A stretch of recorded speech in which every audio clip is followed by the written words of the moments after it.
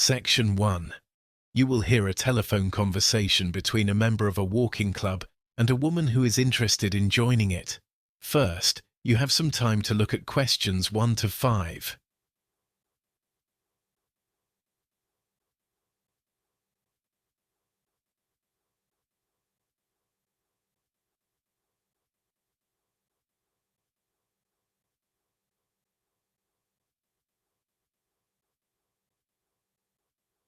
Now we shall begin. You should answer the questions as you listen, because you will not hear the recording a second time. Listen carefully and answer questions 1 to 5. West Marsh Footpath Society, Phil speaking. Oh, hi. I got your phone number off the website, and I was wondering if I could join. I know I can do that on the website too, but I had a couple of questions. Sure, fire away. Well, I've walked with the Ramblers before, but I find their walks a bit challenging. They're quite long and, strenuous. Can you tell me about your walks? Of course, we actually have 3 types of walks. Our long walks aren't that long, usually around 8 miles, starting at 10 a.m. Well, we meet half an hour before, so the walk leader can get everyone organised, and we're usually finished at around 2:30. I'm not sure I'm up to 8 miles yet. Well, our short walks are around 4 to 6 miles, and they are usually at a moderate pace. It's about being out enjoying the countryside, not getting there as fast as possible. Good. That sounds like my kind of walk. Great.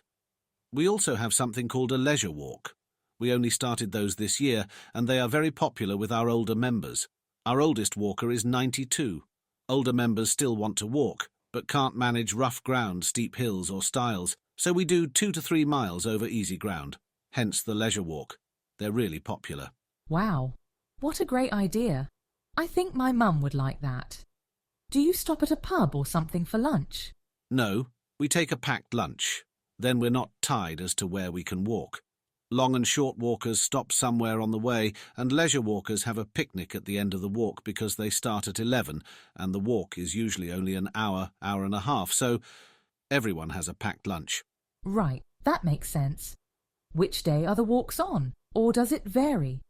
It does. We don't walk at weekends. But if it's Monday this week, it'll be Tuesday next week, and so on. It's so people who are doing other things have a chance to join in at least some of the programme. That's a great idea. And I look on the website for when the walks are. Yes, there's a members area where you can see a walks calendar saying the days of the walks, the meeting point, usually a car park or a landmark like a church, and the name and number of the walk leader in case you have any questions. But we also email the walks calendar out to members and send a weekly email to remind them of the walks the following week. Before you hear the rest of the conversation, you have some time to hear questions 6 to 10.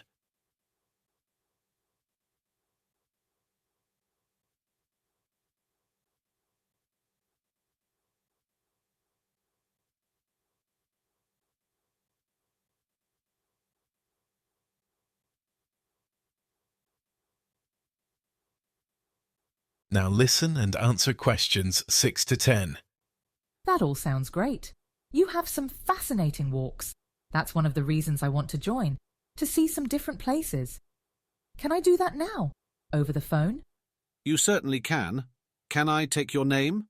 Emma. Emma Whitham. That's W-I-T. It's W-H-I-T-H-A-M. Got that. And your email address. ems1975@gmail.com. And do you want me to use this number, the one you're calling on? 07765 749 983? Yes. I don't have a home phone.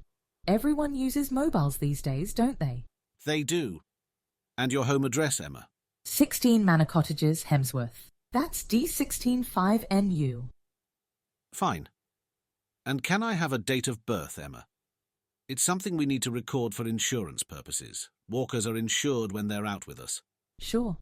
10th of September 1975. And who would we contact in an emergency? It needs to be someone who could come and get you or who could deal with things in case of an accident. Got it. I was going to say my daughter, but actually it'd be really hard for her with the kids. Kate, my best friend. She's on 07763 711 612. Great. Now, the Society's aim is to keep footpaths open, and we do that largely by walking them, but we also have two groups that get a bit more involved. One is for signposts. The signposts lot replace missing fingerposts and waymarkers so members of the public know where paths go. I'm not sure that's my thing. No problem. It's just one morning a month through the year, but it isn't for everyone. The other group help with footpath clearing between September and March, outside nesting season, so we don't disturb the birds. It's to trim back brambles and things like that. We do it for one morning once a month. Oh yes, I could manage that. Super. So if I could just take some payment details. That is the end of section 1. You now have half a minute to check your answers. Section 2. You will hear a tour guide talking to a group of tourists about a historical site. First, you have time to look at questions 11 to 15.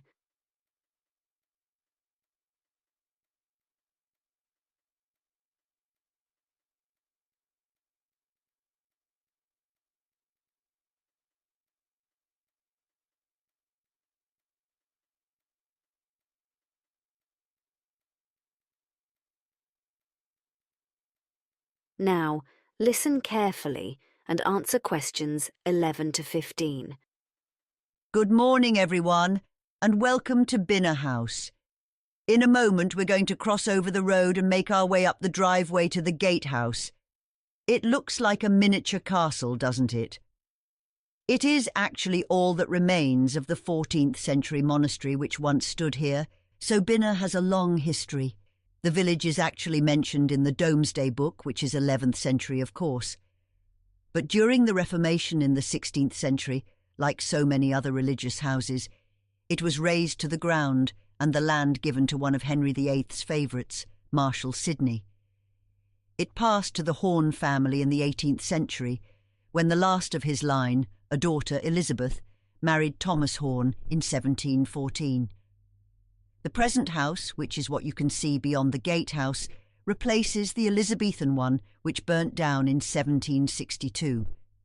It was begun in 1802 by Reginald Horne, who did very well from the Napoleonic Wars. The family owned several mills and was contracted to supply flour to make ship's biscuit by the Admiralty in 1799. We're only a few miles from Dover, of course, and the prosperity of the area owes a great deal to the Navy. There were obviously shipbuilders, sailmakers and rope makers, but also farms supplying beef and pork which was salted and packed into barrels. And there was a boom in the wool trade too because of the need for uniforms, something else the Hornes were involved in. The house had mixed fortunes over the years. In 1914 it became a hospital, then a school in the 1920s. Then it became a training centre during the Second World War, and briefly a hotel in the 1960s. It was empty for some time before being bought by Kent Heritage in 1986, and it has taken over 30 years to restore the buildings and the grounds to their former glory, with some very modern additions. It won an award in 2022 for the most wheelchair-friendly site in the UK. There is nowhere on this site you won't be able to visit, and there's a lot to see, inside and out. The park alone has over 3 miles of paths, and the gardens, I think, are at their best this time of year with all the azaleas and rhododendrons in full bloom. So, if we're all ready, let's cross the road to the gatehouse, where I can give you all a plan of the site. Before you hear the rest of the talk, you have some time to look at questions 16 to 20.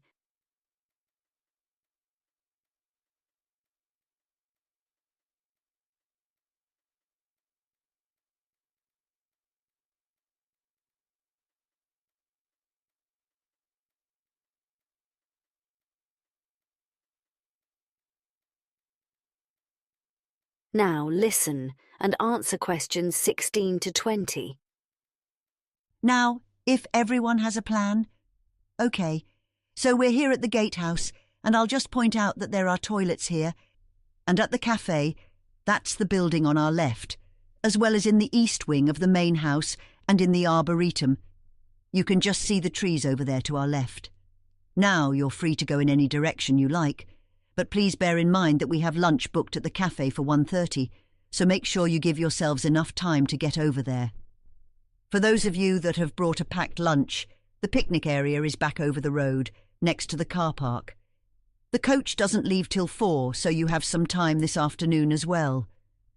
The cafe used to be a barn, and the building next to it was the dairy. It now houses an exhibition detailing the history of the house. In fact, all the buildings we can see in front of us, despite the grand gatehouse, are actually at the back of the house. When it was remodelled in the early 19th century, the Horns didn't want to look at the working end of the estate, things like the stable block over there, to the left of the main building, so they turned the entire house around. It now looks over the park, so we're very much coming in through the tradesman's entrance. The stable block is a craft gallery and workshops where you can watch craftspeople at work. And speaking of work, the second building on the right is the estate manager's office. At its height, the estate covered 22,000 acres, so there was a large staff and a lot of records, including hand-drawn maps going back several centuries. There's a copy of the 1871 census in there, which lists the staff, just here at the main house, at 47. When you see the amount of work involved, taking coal to bedroom fires, cooking meals for 30 or 40 guests at a time, even dusting all the paintings and sweeping the carpets, you can see why. As for outdoor staff, gardeners, grooms, gamekeepers and the like, there's an exhibition of country life in the lodge, showing what they would have worn and what their jobs would have entailed. Right, so remember, lunch is at 1:30. That is the end of section 2. You now have half a minute to check your answers. Section 3. You will hear a conversation between two university students talking about a lecture they have attended. First, you have some time to look at questions 21 to 24.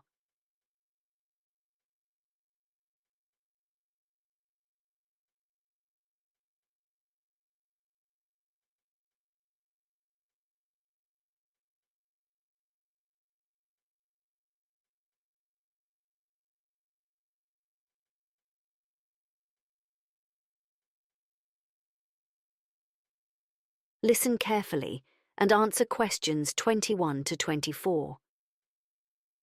What did you think of the lecture on artificial intelligence and social change? I thought it was fascinating. Me too. The parallels between the Industrial Revolution and the Digital Revolution are startling. That's a good thing. The lecturer showed how Britain went through a period of great upheaval, and the world didn't end, so we're not all going to be doomed by AI. That's a comfort. There's always a silver lining. And at least there aren't gangs of worried laborers going around smashing up computers like the Luddites did with machines over 200 years ago. True. Poor things. They must have been totally bewildered by all that new machinery. Another part of the lecture that I loved was how they program AIs. It's fascinating that they're programmed to excel at performing specific tasks, but can only operate within the limits of their programming and the data they have been fed. They can never do any out-of-the-box thinking. No, they can't. I think a lot of people don't realize how AIs work. That's why people are so scared of AI. There was a recent survey about Talk GTX in the paper. Well, everyone is using it all the time now. Yes. They talked to loads of people who work in offices or with computers, and 75% of them use Talk GTX, to write things like emails or check facts. Its speed is remarkable, I grant you, but it returns wrong answers alarmingly often. Yes, but that's often because we let it. The problem is that most people don't correct its mistakes, so it thinks what it wrote is okay and doesn't learn to improve. It's our own fault. Moreover, people often complain that Talk GTX doesn't fully complete tasks, or it stops halfway. Sometimes you have to coax it to continue, or it might even suggest that you do the task yourself because it seems to lose interest. Does that explain why it seems to be getting dumber? Apparently. Before you hear the rest of the conversation, you have some time to look at questions 25 to 30.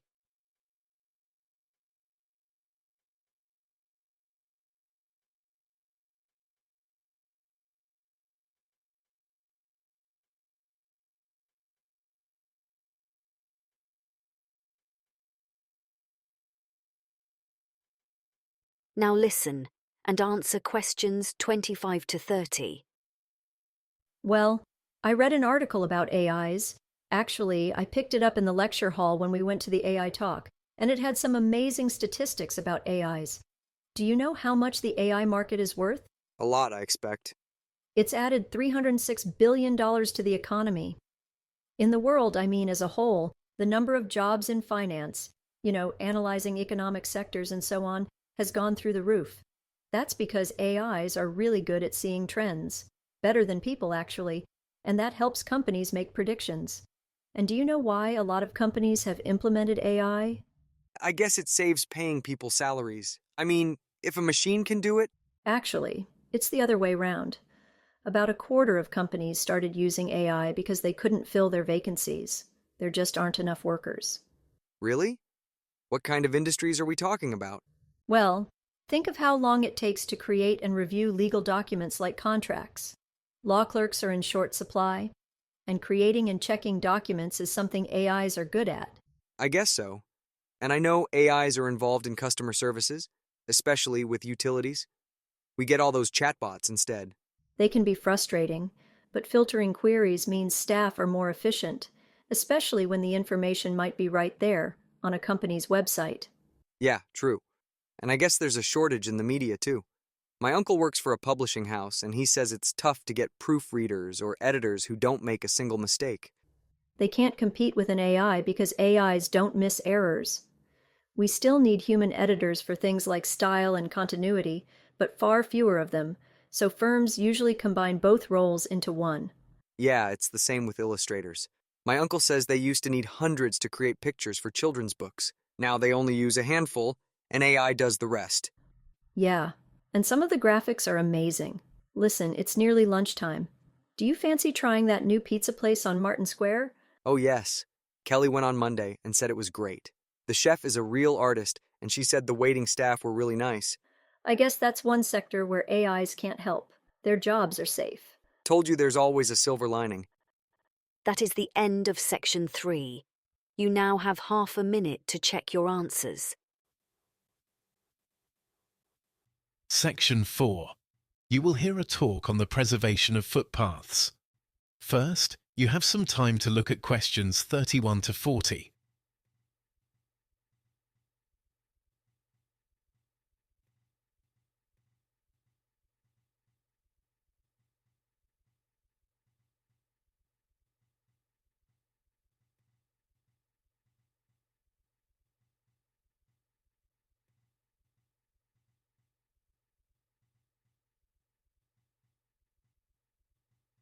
Listen carefully and answer questions 31 to 40.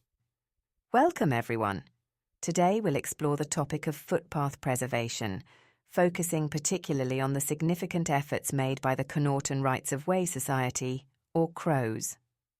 For those who are not totally familiar with the terms we are going to be dealing with, rights of way are paths or tracks over which people have a legal right to travel, whether on foot, bicycle, horseback, or other means.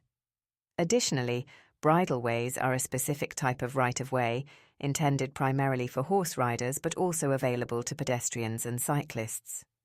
The preservation of footpaths, bridleways, and other rights-of-way is crucial not only for the environment but also for maintaining public access to these areas. Societies like CROWS play a vital role in conservation, largely through maintaining and actively using these paths. The society was founded in 1953 by an indomitable ex-schoolteacher called Mrs. Edwina Rowe. She started the society to reclaim footpaths that had been lost during the war years. Some were simply neglected because people didn't have the free time to use them. Others were dug up. Every usable acre of land in the country was put to the plough. Hedges were removed to make large fields, and footpaths that went alongside those hedges or even across fields were lost in the effort to grow enough food. After the war, people had more leisure time, and they wanted to get out into the countryside a bit, and Mrs. Rowe realised that unless people started reusing these ancient paths, they'd be gone forever. I say ancient paths because many of these rights of way date back centuries and became established by usage, that is, not by legislation, but common law. The idea of a right-of-way is relatively modern, and it only became an issue when land started to be enclosed in the 18th century. In the past, people walked from place to place, to work, for religious reasons, or to get to a town. Sometimes the paths went over tough terrain, unsuitable for carts and horses, so they made new routes that were wider.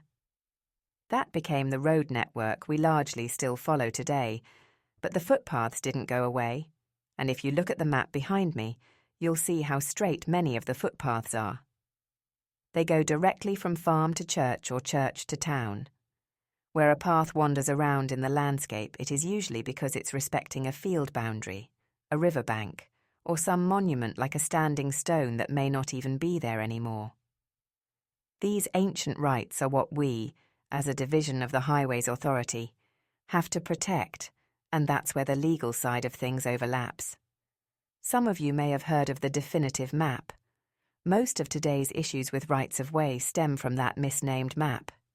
It was created at the same time as national parks in 1949 as a record of all the rights of way local authorities had to look after. The problem is that the surveys that recorded them were up to each parish. There are 11,000 of those in England alone, and some did a better job of surveying than others. Some parishes missed out paths and bridleways because they didn't think they were important or only recorded bits of a footpath. For example, a footpath would go up to a farmyard and stop and then continue on the other side. The bit in the middle, across the farmyard, was deliberately left blank. It was understood that the right-of-way crossed the farmyard, but the map didn't pinpoint where exactly because it didn't want to hinder the operation of a working farm. Similarly, where a path neared a road and turned into a farm track or a driveway, surveyors didn't record it as a right-of-way because everyone made the assumption that it was a road and automatically a right-of-way. Of course, what's happened since 1949 is that farms have merged to create bigger, more economic holdings, and the old farmhouses and barns are being turned into private houses or holiday lets. The new owners don't want hikers tramping across their land, so they put up a gate. They point at the definitive map and say, "Look, there's no right-of-way." It is then up to people like Crows to prove that people have been walking across that bit of track or farmyard for centuries and want to continue to do so. To conserve a route like that, they have to apply to us for a definitive map modification order, or DMMO, and it takes a long time to collect evidence from people who have walked the route. They have to fill in a form and sign it, as well as from old maps from before 1949, showing that a footpath existed. The other thing people like Crows and the Ramblers do is help us by clearing footpaths and reporting obstructions. So I'll pass you on to John to talk about what happens when we receive a report. That is the end of section 4. You now have half a minute to check your answers.